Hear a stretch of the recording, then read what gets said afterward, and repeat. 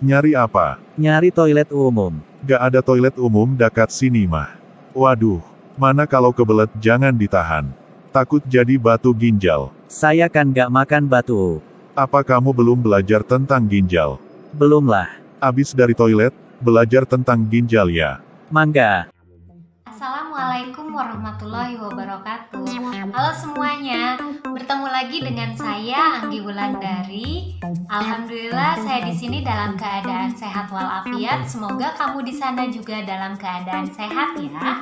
Kali ini kita akan membahas mengenai ginjal, salah satu organ ekskresi pada manusia. Jangan sampai kamu seperti pada potongan klip sebelumnya ya.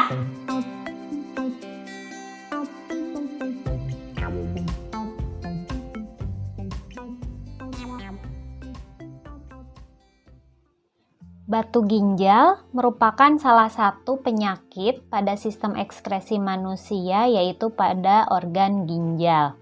Biasanya disebabkan oleh terlalu banyak mengonsumsi garam mineral, kekurangan minum air, serta sering menahan kencing. Untuk itu kita perlu mencegah dengan cara minum air 8 gelas atau 2 liter per hari, serta tidak berlebihan mengonsumsi garam ya. Nah, kita bahas apa itu sistem ekskresi. Sistem ekskresi dikenal juga sebagai sistem pengeluaran. Sistem pengeluaran ini adalah sistem pembuangan zat-zat sisa pada makhluk hidup. Zat yang dibuang contohnya karbon dioksida, urea, racun, dan lainnya.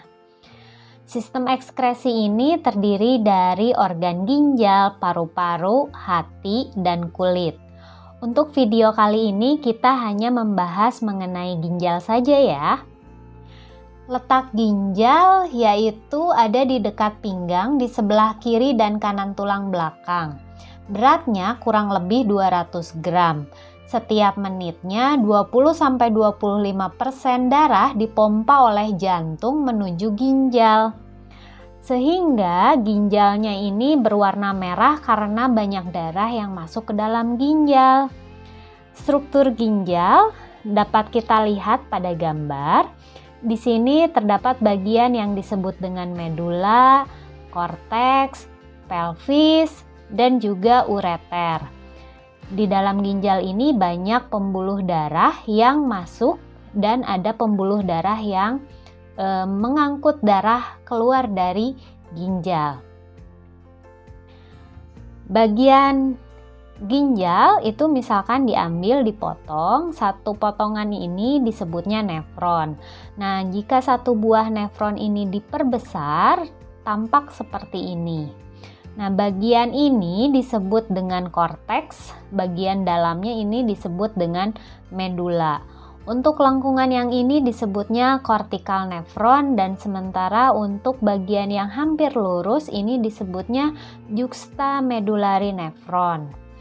Nah, kita perbesar lagi ya nefronnya. Struktur nefron ini di dalamnya seperti ini. Ini ada bagian yang disebut dengan kapsul Bowman, di dalamnya ada glomerulus, nanti fungsinya adalah untuk menyaring darah. Nah, darah yang sudah disaring nanti itu akan keluar kembali dari kapsul Bowman, sementara hasil saringannya nanti akan masuk ke tubulus contortus proximal, kemudian masuk ke lengkung Henle. Nah, di sini banyak pembuluh darah karena akan menyerap kembali zat-zat yang masih diperlukan oleh tubuh. Sisanya yang tidak terpakai oleh tubuh akan dikeluarkan melalui ductus collectivus, kemudian dia masuk ke dalam ureter. Untuk lebih jelasnya kita simak proses tersebut dalam pembentukan urin. Pembentukan urin pada dasarnya dibagi menjadi 3 bagian. Yang pertama adalah filtrasi. Filtrasi ini adalah proses penyaringan darah. Kedua, ada reabsorpsi. Ini merupakan proses penyerapan kembali zat-zat yang masih berguna. Dan augmentasi merupakan proses pengeluaran zat-zat yang tidak berguna dan tidak dapat disimpan oleh tubuh. Untuk lebih jelasnya kita simak gambar berikut ini. Nah, ini kan tadi gambar nefron nih, diperbesar lagi. Gambar nefronnya untuk bagian badan Malpighi. Ini satu buah badan Malpighi, di dalamnya ada glomerulus yang terdapat ada pembuluh darah yang masuk ke dalam kapsul Bowman. Kemudian keluar ada ini arteri yang keluar untuk membawa darah yang sudah disaring nantinya. Untuk lebih jelasnya bagaimana sih proses penyaringan tersebut? Nah, di sini terdapat gambar darah masuk. Asalnya darahnya itu bukan hanya sel darah merah saja, tapi sel darah yang membawa zat-zat sisa. Nah, zat-zat sisa ini masuk ke dalam glomerulus, kemudian dia mengalami proses penyaringan. Nah, yang disaringnya ini air. Kemudian darahnya itu keluar lewat sini, lewat pembuluh darah yang keluar mengangkut darah yang sudah tidak mengangkut air dan kawannya.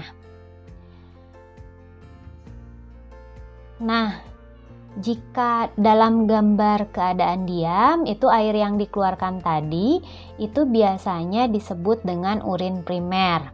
Urin primer ini yang dikeluarkan dari sel darah merah, itu diantaranya ada urolobin, urea, glukosa, umumnya lebih banyak air, asam amino, ion-ion seperti ion natrium, kalsium, kalium, dan ion klor.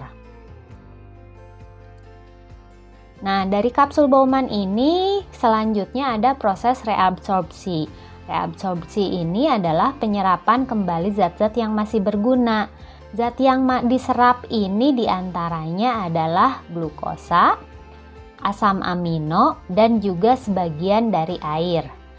Ketika musim dingin, biasanya air yang diserap relatif sedikit, sementara ketika musim panas itu biasanya air yang diserap relatif lebih banyak daripada biasanya. Nah, penyerapan ini terjadi di tubulus contortus proximal. Yang belok-belok ini itu disebutnya tubulus contortus proximal. Zat yang tidak diperlukannya sisanya itu disebutnya urin sekunder. Urin sekunder ini akan masuk ke proses selanjutnya, itu disebut augmentasi, yaitu pengeluaran zat-zat yang tidak diperlukan tubuh ke dalam urin sekunder, yaitu pada tubulus distal. Nah, dari tubulus distal ini kemudian si urin sekunder atau urin yang akan dikeluarkan itu dikumpulkan dari ginjal, dari seluruh nefron, itu dikumpulkan dan dikeluarkan melalui ini ada lengkungan, yang lengkungan ini disebutnya ureter, kemudian ditampung sementara di kandung kemih. Jika kandung kemihnya sudah relatif penuh, kita akan merasa ingin kencing, kemudian si urinnya dikeluarkan melalui uretra. Diingatkan kembali bahwa filtrasi itu terjadi di badan Malpighi, asalnya dari darah, dan yang disaringnya hasil saringannya itu disebut urin primer. Kemudian proses kedua reabsorpsi itu terjadi di tubulus contortus proximal menghasilkan urin sekunder. Dan yang ketiga ada augmentasi, berasal dari urin sekunder menghasilkan urin, itu terjadi pada tubulus contortus distal. Sekian, Assalamualaikum warahmatullahi wabarakatuh.